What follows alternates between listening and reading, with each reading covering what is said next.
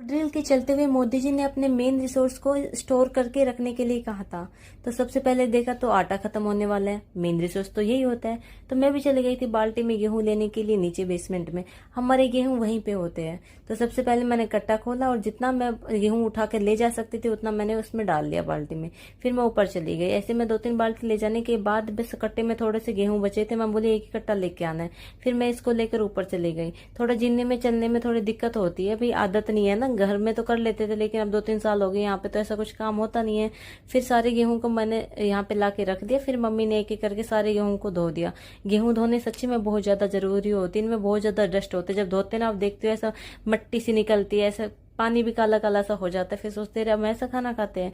तो सबसे पहले अपना हेल्थ का ध्यान रखना चाहिए, तो हमें अपने गेहूं जरूर धोने चाहिए। तो यहाँ पर मैंने एक चुन्नी बिछा दी थी और उस पर डाल दिए थे गेहूं, क्योंकि अब मैं गेहूं को सुखाने वाली थी मशीन में। तो मशीन में गेहूं सुखाने में ऐसी कोई दिक्कत नहीं होती। यह मशीन काफी पुरानी है, आप देख ऐसे इसको थोड़ा सा गोल गोल करके इसको थोड़ा सा अटका लो, जिससे ना गेहूं मशीन में खिंडे नहीं। तो ऐसा अटकाने के बाद मैंने इनको उठा के मशीन में डाल दिया था। मशीन में जल्दी सूख जाते। देखो हमारे यहाँ ना बंदरों का थोड़ा सा डर होता है, बंदर जितना खाते नहीं उतने खिंडा जाते हैं। तो देखो मेहनत करते हैं, फिर सोचते हैं कि सारा गेहूं ऐसे ही चला गया, तो इससे अच्छा हम थोड़ा सा इसमें सुखा लेते हैं, जिससे एक दिन में ही सूख जाते हैं।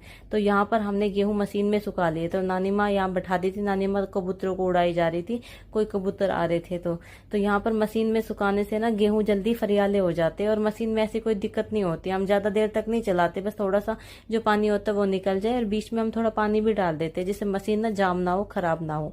तो यहाँ पर एक एक करके मैंने सारे गेहूं को मशीन में सुखा दिया। आप देख भी पा रहे होंगे तो ज्यादा गीले नहीं दिखाई दे रहे, ये फरियाले ही होते हैं। फिर एक एक करके मैंने वाइपर की सहायता से इनको सारे को थोड़ा सा फरियाला कर दिया था। फिर जैसे शाम हुई देखा तो सारे गेहूं सूख गए थे और मैंने और मम्मी ने मिलकर इनका पीसना कर लिया था, क्योंकि इसमें किसी प्रकार का कोई कंकर वंकर रह गया ना तो सारा ही फिर वो किरकिराट आ जाता है खाने में। तो यहाँ पर देखो बिल्कुल दिन छिप गया था। तो यहाँ पर हमने सारा करके फिर आटा पीस लिया। तो ये हमारी छोटी सी चक्की है। मैंने यहाँ करी पहली बार इस चक्की को देखा था, क्योंकि हमारे गांव में तो बड़ी बड़ी चक्की होती है, गंडासा होता है नियार काटने वाला, उसी का चक्की कर रखी है। तो यहाँ पर मम्मी ने शाम को पीस लिया गेहूं। Tata bye bye.